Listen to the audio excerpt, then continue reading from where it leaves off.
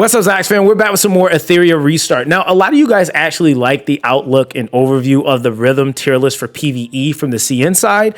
So I did a little bit more digging, and I actually was able to find a docu that gets more into what they think the ratings are for PvP. And they even go as far as to talk about the reasoning and also some pairings. Now, I actually want to focus on, obviously, the tiering, obviously some of the reasonings with these units as well, and kind of giving my thoughts and opinions, and of course, hearing from you guys, because there was definitely some things that I think we agreed on, and then there were some things that I felt like we kind of were like, I don't know, right? But CN is a completely different beast, and I feel like with a lot of you guys said, with there being more players coming into the fray, there's going to be a lot more that's going to envelop certain levels of investment. Some people are going to be those brave souls that go and test out certain things that we haven't really been able to really test out.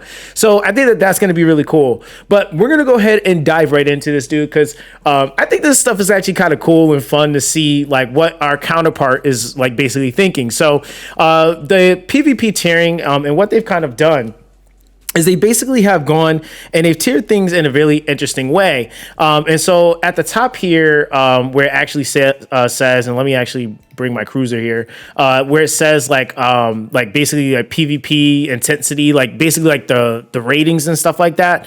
What they're kind of using to gauge a lot of stuff is like color coding everything. So like basically anything that's in black is kind of like describing basically what the like role or what the unit does. And then when you're looking at things in red, it's just highlighting more so the specialty of the unit.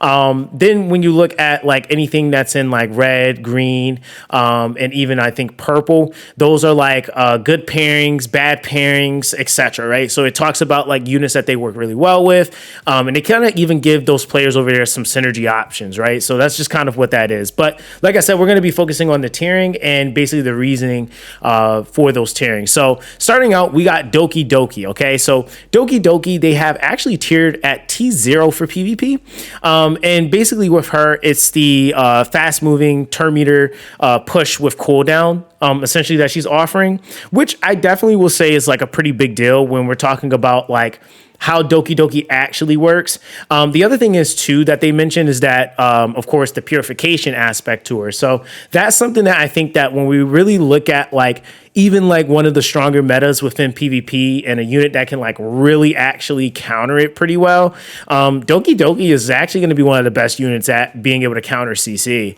And obviously this is like, you know, not considering like combinations and stuff like that. But the other thing is too, like when I was kind of thinking about it, I was like, I don't know how many players actually, like if you actually have investment in your Doki Doki, let me know in the comment section down below, because I don't feel like a lot of players actually really have investment in her. Maybe some, but I don't think nobody was like, hey, I'm 555ing her, right? Like, I'm pretty sure it's a little bit more on the spectrum of like maybe some into the skill 3, maybe some into the skill 1. But even then, I don't even know how many players actually did that. So let me know what you guys have done so far with your Doki Doki, or if you're actually planning on dumping more into her. But as far as her tiering for T0, I feel like that's actually pretty all right. Honestly, I feel like in PvP, I think PvP is also a little bit of a broader, like kind of like classification, because it's not really specifying RTA versus Etheria. So depending on which one you're looking at, there's obviously going to be differences in what you would maybe prefer to actually set as your defense, or what you're going to be trying to climb up with. I feel like on the start though, this is going to be a pretty powerful unit. So yeah, I actually agree with that. The next unit here we have is obviously Mio. Mio is a T0.5 for them. I agree. I feel like on the release, when you're talking about working up the initial PvP start, I mean, dude, Mio was running and wrecking havoc in PvP. I think a lot of the first like people climbing into the higher rankings and even in Etheria doing RTA, Mio was like basically rotating teams, soloing teams. Like she was really strong in the very beginning of the game. So I think that that's still going to be the same case. I think, you know, even now in the current climate, you might still see her. But yeah, it definitely is a unit that needs investment for sure. And I know that a lot of people that were using her pretty heavily did dump some mats into her. So I definitely will say, like for PvP, I agree with that, because I think that like a little bit later, she might kind of drop, but she's still going to be a really strong strong Animus for a lot of people. They got Messiah at T0. Now, this is actually the conversation that a lot of us have been having. Some people have been kind of heartbroken, I guess, that they've seen Messiah sitting in, the lower rankings and on the PvE side. And like I said, it's just when you start really comparing what he does to other DPSs, the main gimmick he has, he isn't really able to take advantage of it as much in PvE, nearly as much as he is in PvP. I feel like in PvP, the defense ignore, being able to actually get those kills more guaranteed and being able to continue his invincibility, it basically makes it to where you have a character that you don't really have to worry about like that. And again, unless you have a buff stripper on the team or somebody that's stealing buffs, it's going to be kind of hard to get rid of that invincibility, especially if he's on a team that's stacking buffs. Like if he's on a team with a Ling Low and there's just tons of well prayers, it's gonna kind of be a pain to go through. But either way, I feel like as a damage dealer, for what it's worth and how he works, PvP is definitely, in my opinion, where he shines a lot more. Can still do PvE, and it kind of goes to the point here, they've even tiered him T2 and everything, because it's he can do it, but he's not the best at it. So I definitely will say I will give him his flowers for PvP. Now, Yeli is at T1. That actually is fair. I think that's actually pretty okay. Because I think as you kind of use Yeli, a lot of the combinations that you would typically see with Yeli is the Lily, the typical Lily DPS, right? But her and Lily put together is really, really strong, of course. But that's really just speed contesting. If you're able to rotate and cut, then you could possibly get her to go. But if your opponents are faster, even with the Lily push, she's not going to cut. And that's why I think a lot of people started actually building their Yelis faster, because fast Yeli is actually kind of scary. Not gonna lie, in some scenarios I've seen that.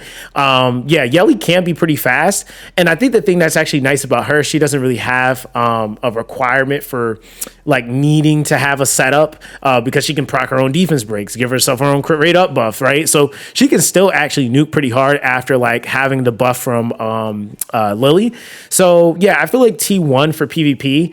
I feel in the beginning, she's definitely going to be borderline T0 for a lot of those players, because I don't think that in the beginning there's going to be too much of a variation difference until people start really getting lattices into these characters. Because I would even argue with Messiah, even earlier, I think it was skill 3 investment. And then Yeli, the hard thing with Yeli is that, even for us, we hadn't had the chance to play her from the very, very beginning in the earlier meta, right? So that's one of the big difference. Oh, my page just crashed. Let me actually reload it real quick. All right, there we go. So that's one of the big differences. Is we didn't play with that meta, or with her in the earlier meta. She came a little bit after that, and at that point the meta was already starting to evolve. She came straight in, revelationing everything, and that was pre-nerf revelation, so it was a little bit different. But I will say that I'm okay with that, I guess. I'm okay with that. It's their list, so I'm okay with that, right? Now Shadow Sania, they got her at T100, which I don't even know what that means. I'm assuming, no. So they got her at T100. I don't even know what that means. But to be honest, you rarely, I don't even think I've ever seen, I'm not even going to lie to you guys, I don't think I've ever seen a Shadow Sania. This whole entire time I've ever been playing, I've never seen a Shadow Sania drafted in RTA, ever.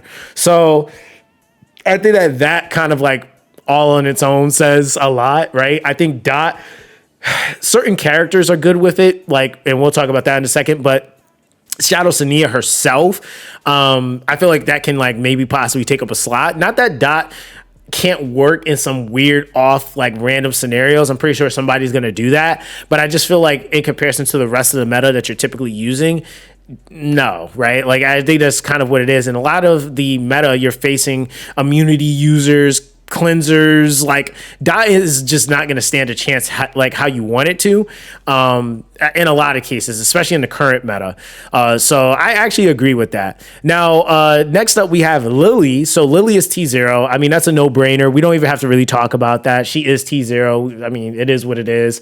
We got next Lilium, who's T0, which, yeah, obviously T0. I mean, she's literally the only countermeasure you really have for CC, turn meter pushback. I mean, you can't CC her, so you got to kind of like just deal with her. If not banning her, right? Like that's also an option, or picking her yourself. So yeah, Lilium, I think like for what it's worth, she's just extremely strong. So she's right up there in terms of DPS, and just being able to counter the meta, because it's not even just her DPS, it's actually her gimmick that's really strong too. And if she gets kills, getting that AoE stun is just absolutely nuts with the skill too. So I do agree with that. Heinrich T0, I think more people are actually realizing how OP Heinrich actually is in Arena. A lot of people are actually now starting to get to a point where they're starting to really invest in theirs a little bit more. So I will say that I feel like a Heinrich, at least with his skill 3, is pretty strong. And the thing is that he actually pairs fairly well with a lot of different teams. And really honestly, like if you put him with anybody that you're trying to amp damage, buff blocking, HP blocking, and then stripping, I mean, dude is definitely a powerhouse and he's a problem. So yeah, Heinrich T0 definitely makes sense. Now they have Klaus at T2. I think that's like for PvP T2. I'm okay with that. Like because there is a crazy setup right now, I think, with like Nympho and Klaus going on. That like on its own, like is one comp enough to like tier shift a unit, kind of, but not really. Because I think like also too, like the ways that you're able to play a character, or how many different setups you can actually rotate a character in, kind of does matter.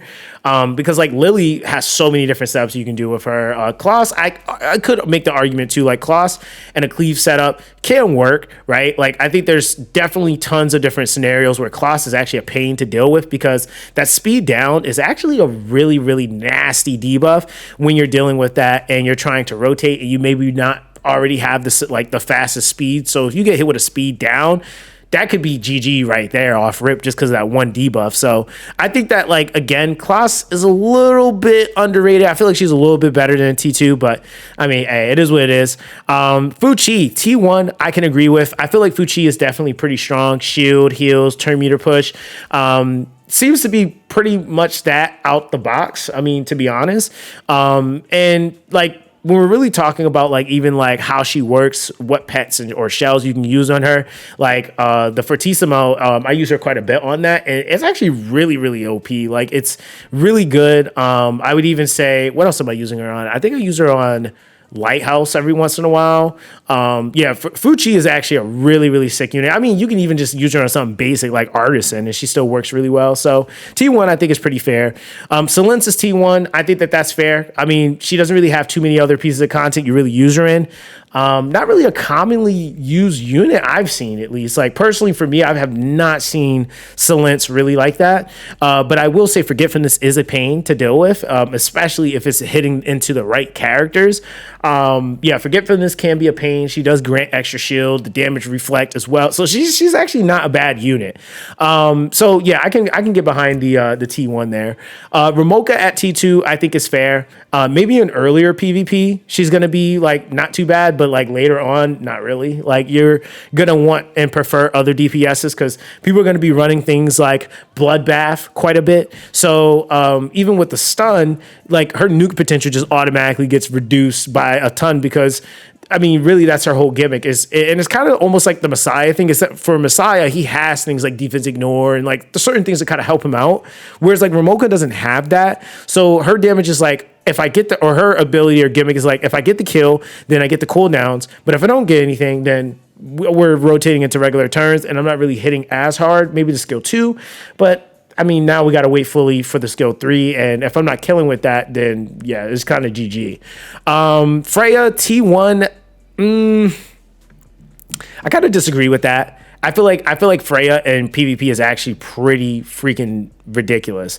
And I almost feel like there's this thing like right now, maybe because of an investment, that a lot of people obviously aren't running her at like more lattice investment because we got to pick and choose. And I will say like with Freya with more investment is probably like a lot more annoying to deal with just because everything increases. Turn meter push increases, the values of the nightmare increase, the restoration of HP increase from it. But even outside of that, she's a organic turn meter manipulator off of just debuff buffing, and she's quite a problem in my opinion. But you know what though? I think again T1 is fair. T1 is fair, I guess, right? Like I'll let them have that one.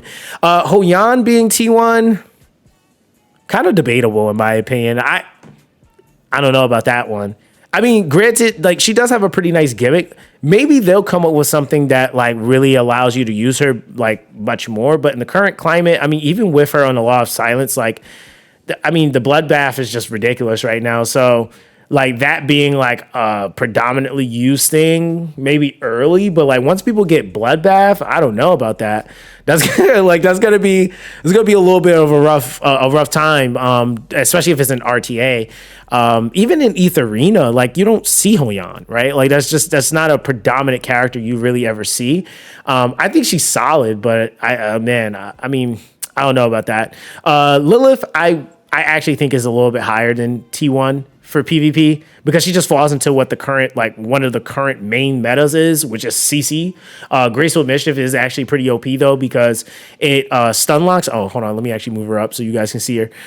She's T1, or at least that's what they ranked her. But yeah, she falls into like the literal, like one of the main metas right now, which is, you know, stun locking, turn meter manipulation, pushback. I mean, HP damage, which is really good. She's bulky, so she's not like super easy to nuke. I think she's great in PvP, honestly. And I think a lot more people are starting to actually see that with her. And I also feel like even in PvE, people are also starting to see some more of her value, especially doing like certain things like Doki Doki and stuff like that, because she does work there still. Now we have Rahu. Now this also I think can also be just from the simple fact that they just haven't gotten to that point yet. And obviously haven't played as much as us, but like you kind of notice like he's not really tiered in too much. But yeah, you're gonna be tearing him in a lot because my boy kind of like damn near does the whole game. But yeah, Rahu being T0, I think is pretty fair. Rahu, like honestly, like is a really, really strong unit. A lot of people said in Mythic, climb Mythic with Rahu, dude. I mean, even on a PvE note, like Rahu is a really, really strong unit. And I feel like that's like, if you ask a lot of players right now, like what is their like current projects that they're working on with this 2x event, Rahu's going to be one of them, right? The dude literally like can nuke really hard. He has the follow-up attacks with a defense break. And it's all built into his kit for the assist or for the assist procs and stuff like that. Like he's really, really good. Debuff removal and then transferring it, like, I mean, it's a really strong gimmick, and then you put him with like a Holden or a Mizuki, like, yeah, man. I mean, even Tsukiyomi, I've seen him actually pop off with. So yeah, it's really a really strong unit. Next up, we have Nahor. Okay, Nahor is T2. That's fair. I mean, because it's kind of like him and Kraken are kind of in the same predicament right now. I think like. I don't know what they can do for like CC freeze to become a little bit more predominant, but like that's the thing. Like I will say, Nahor can work though in PvP. Like I don't want to paint this picture like he doesn't work in PvP because he does, right? Like if he's invested, I think he's actually better than Kraken. So there is kind of that. But it's just a matter of the investment, and a lot of players like, are they going to invest in him right away? Kind of like not really the best choice for that. So, you know, that I can kind of get behind. So next up, we got Rosa, which is ranked at T1. I think Rosa is actually a pretty strong unit too. Damage dealer wise, definitely really, really strong. You know, again, T1 crit rate up buff. She has the ability to place her own debuff. And that alone is like really insane if she's able to get that off on somebody. So follow-up chances are pretty insane. She can hit quite a bit. So yeah, Rosa's actually like definitely in my opinion, I feel like Rosa definitely could be problematic, but you can deal with her. Like she's definitely something you could just nuke. You know, like you could definitely deal with her. Born being T1, kind of interested in that. Kind of interested in that. I personally haven't faced mini borns. I haven't faced mini borns at all. So I'm kind of interested in that. I thought he would have at least been a T2, but I could be wrong on that. Maybe fully invested, which I haven't, like, again, I haven't actually played him at fully investment in PvP, and nor have I faced him in PvP. So fully investment, Born probably is that good. So, I mean, I wouldn't be surprised. I wouldn't be surprised, but T1, we'll leave it there for now. Tsukiyomi, I'm gonna be honest. I think a Tsukiyomi with investment is like T0, dude. Like Tsukiyomi is like basically Lily when she's built. So I'm gonna be honest. I feel like Tsukiyomi could actually be a little bit higher because T1 I think is fair. Like it's a okay like rating, but again, I feel like once you get investment into her, she literally becomes Lily. Like, and the thing is too, Tsukiyomi is also bulky, so like you can't just like kill her off the way that you want to. The turn meter push with her, that skill 1 is actually pretty massive for her, so she can push her ally. But yeah, dude, like the speed up buff, the attack up buff, like she's really, really strong. And so yeah, I feel like she's a little bit more of a T1 in my opinion, or sorry, T0 in my opinion, but that's just my opinion. Shieda, T2. That's fair. I feel like Shieda definitely can be hit or miss in PvP, depending on the setup, but she does self-facilitate herself. I think also combination, like we got a new one. You put like her and like Ninfa Nael together. They actually work really, really well together. So you can ramp up her buff like a lot quicker. So that's fine. Tiamat T0. I don't know, chat. What do you guys think? I think Tiamat is good, but I don't know if she's T0 still because of the change to Amber. I will say though, yeah, Tiamat like is definitely a problem. Like if you don't really handle her right, then yeah, you just die. I mean, there is that, right? So yeah, Tiamat, I think like with the immortality with the Amber was like pretty much a problem. And she still was really good despite all of the changes and certain things that were done to her. So yeah, I feel like that's actually not too bad of a ranking. I mean, like for me, yeah. I think really for me, it just depends on how the effect of the Amber has been to her or how that's impacted her. Cause I still think she performs really well, but that was what was really honestly making her broken, to be honest. And they're not going to have that right away. That's going to come a little bit later in their meta. So kind of interesting. Then Linglo, what they have here is T0. I think, yeah, Linglo is actually pretty nasty because Linglo, well prayer, you really just need the skill 1, which like, again, that like night and days her. It makes her so much more useful in PvE, makes her like even better in PvP. One of the main cleansers, healers, AoE healers, buff extenders in the game. So yeah, I can agree. I can get behind the T0 for her for like healing. Ninfa Nael T1, I can kind of see that. There are some scenarios where she does like kind of pop off in PvP.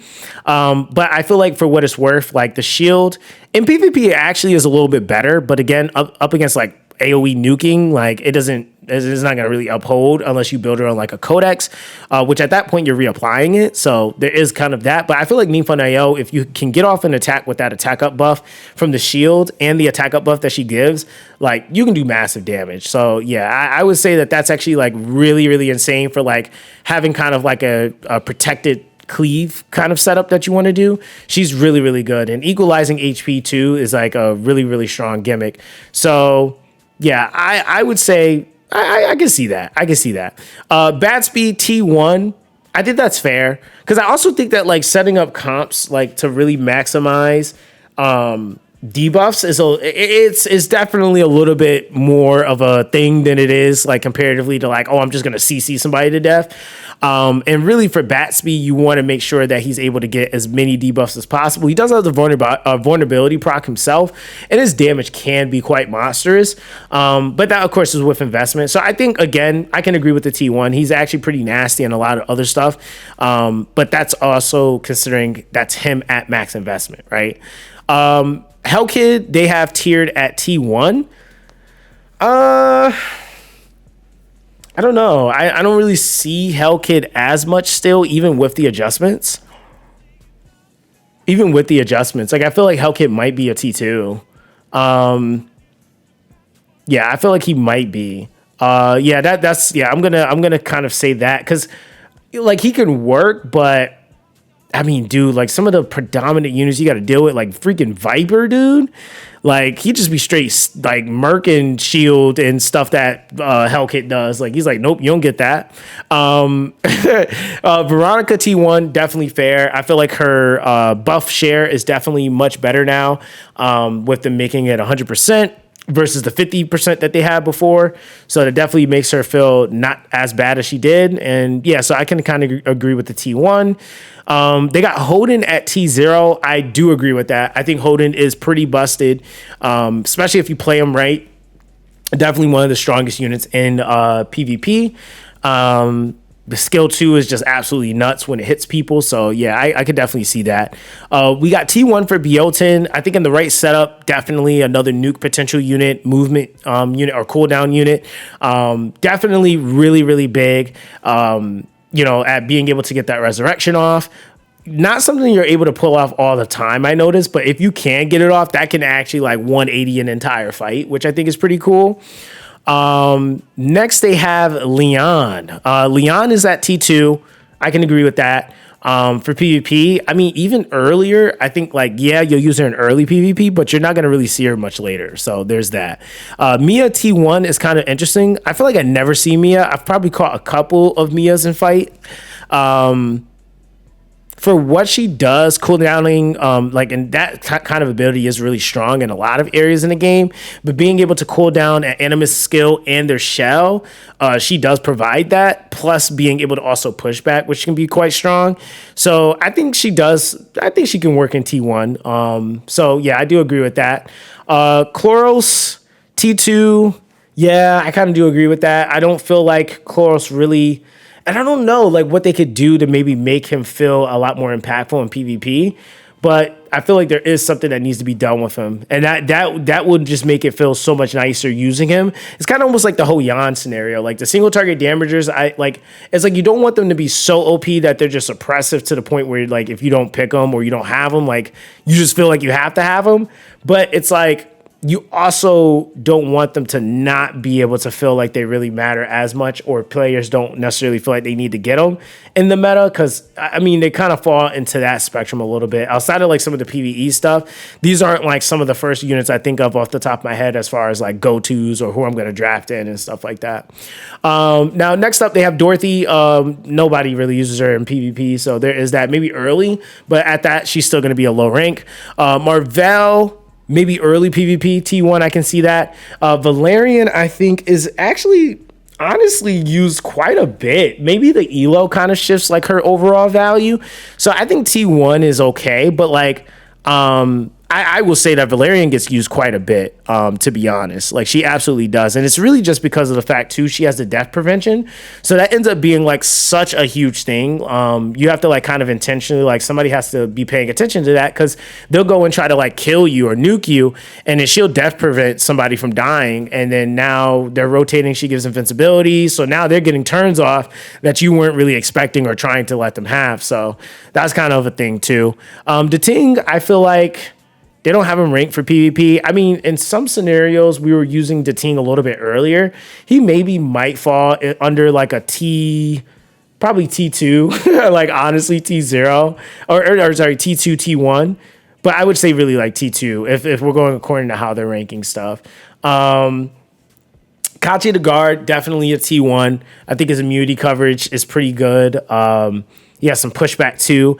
Now, I'm really interested in the Victor here because they have Victor at a T1.5. And I'm not going to lie, like maybe later, like on when people 555 Victor, they might draft him, but I don't see him ever get drafted.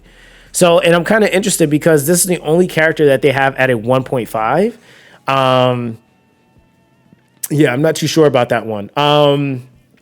Now I will say she can emulate Lily a little bit, but I haven't really seen her in PvP, so I can't really give a fair opinion on her. I like literally haven't even drafted her myself because I got her at 5-star, but I have not seen a Nell drafted. I would think in theory she would work because she gives a speed up buff and vulnerability. and then the skill 2 will push the highest attacker. So that with the heals on that character too, like it could be promising, but I just haven't personally seen anything in PvP with her. So I guess that's kind of that. Mizuki T0, I can agree to that. Yo, I'm not gonna, I kid you guys not. Mizuki is completely underrated. Like she will straight full send your team. Like honestly, like Mizuki is actually a real problem. And I don't think enough people have her built, if I'm being honest. Like her being able to spell, counter, defense scaling, like she's really, really freaking strong. Really, really strong. Especially in this current like bloodbath bruiser meta. Like she's nuts. Sania, definitely a T0. I think one of the few characters in the game with obviously a revive. But then there's the purification. I love running her on Gigabyte in PvP. Being able to get those heals off, keeping the team alive. Like she's one of the best in the entire game for it. She's definitely going to be the best for a lot of setups earlier because of her investment and obviously her rarity for things like PvP. So yeah, I definitely can agree with that. Now they have Gray. I don't see Gray anymore, so that's fair to not have him ranked. Maybe early you might see him quite a bit because that's what people are going to be building. But then after that, I feel like he falls off. T1 on the Chiaki the Gekko, I can get behind. I do see her in some rotations, and she does work pretty well. Tsutomu, I mean, he's your typical damage dealer. Again, he can hit pretty hard, but that's on like a souped up in-game build. He needs to have investment. And even then in the current climate, I just don't feel like he's really game changing or as impactful. So yeah, I would even say like if they had a T3, I'd put him in T3 to be honest. Kazuyo T1, I don't necessarily agree with. I think Kazuyo is one of the most oppressive units in PvP right now. Definitely used quite a bit. And I mean, now mind you, I'm looking from the perspective of like, you know, from the bottom all the way to the top. Kazuyo gets used a lot. Like she definitely is a problem child in PvP. A lot of people play her. I personally would say like she would be higher. Like if you're gonna have Obul be at T0, Kazuyo needs to be at T0. So yeah, Obul and Kazuyo, I think both like a part of those that CC meta. They really, really can do a number in your team, and a lot of times you'll see people try to draft them together. So like that's something that like, you know, between the slumber with the dots and the CC stun. Yeah, you're good as GG. So I think that's also a thing too. Yang at T2, I think is fair. Yeah, not really much I could say about that. Rin at T2, I think is absolute cap. I feel like Rin, Rin definitely is way better, right? Like she's not a bad unit for PvP at all. I think she's actually even better in PvP than she is in PvE. And to be honest, like, yeah, I've gotten slapped by Rins. Like, Rin can be built and can be very, very good. So I think she's at least T1, I would say. She's a maxed out unit, a unit you got to invest in, but I would say she's at least up there because she's not bad. RC77, I can see at T2. I feel like things that would change him is if like his stun was AoE. That could actually make him like a lot better, but you know, nothing we could really do there. Overall, technically is like a T3. Like, right, we're not even gonna sugarcoat it. Bleed has no real value or use here in PvP. I've tried it, right? Like we tried to make it work. We were able to get some wins, right? Like you can definitely, and it's not saying you cannot do unorthodox off-meta runs and setups and stuff like that, but it's just not a predominant one that's really advisable, especially for them when they're much earlier in their progression. I wouldn't even tell them to build Obero for any reason. Like, there's just no reason to build her. Kraken is at T1, which makes sense. That's for the CC freeze lock. I think with the pushback, still pretty strong. We're going to probably see him go crazy for them in like the very beginning. But then after that, once people start really getting more of their units fleshed out, more things like Lattice, he's going to fall off a little bit. Viper is definitely T0. I 100% agree with that. I think Viper, buff strip, counter chance, damage reduction on crits, like dude, or even reducing the chance of them crit if I'm not mistaken. Like dude is actually a monster for him to be an odd rarity and for him to be a SR. So I definitely think that definitely is true for him. Dorothy, haven't seen any personally in PvP, so that also could be like this gap here. Chiaki, haven't really seen any Chiakis in PvP, to be honest, so I think the T2 might be okay. Rin, I will say I do think is T1. I don't think she's the best at taunting, but she definitely is a really, really good, solid choice for it. And if you're able to taunt lock down a team, you can prevent them from using skill 3s, skill 2s. They're all forced into their skill 1. So she definitely can help with giving you some breathing room. She offers a skill 2 with the shield up. So she's not bad. Turndot or Durandot and Fangus both aren't ranked for PvP. I would say Fangus, no, it's kind of the same thing with the Sonya, Shadow Sonya. And then Durandot just has so many other alternatives that are just better than her. So it's kind of like almost feels wasted slot-isk if you use her. So there is kind of that. Next up, we have Dinah. Dinah, I think, is definitely... I'd say, you know, they got her at T2. I think that's actually... I think that's pretty fair. I think T2 is pretty fair.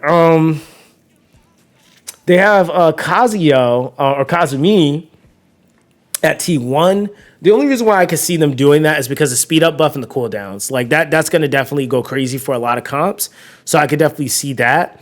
Now getting into our rare units, they have Vice, number 41, Ashu, Andrew, Sybil, Kachi, and the last Andrew. None of them are ranked for PvP.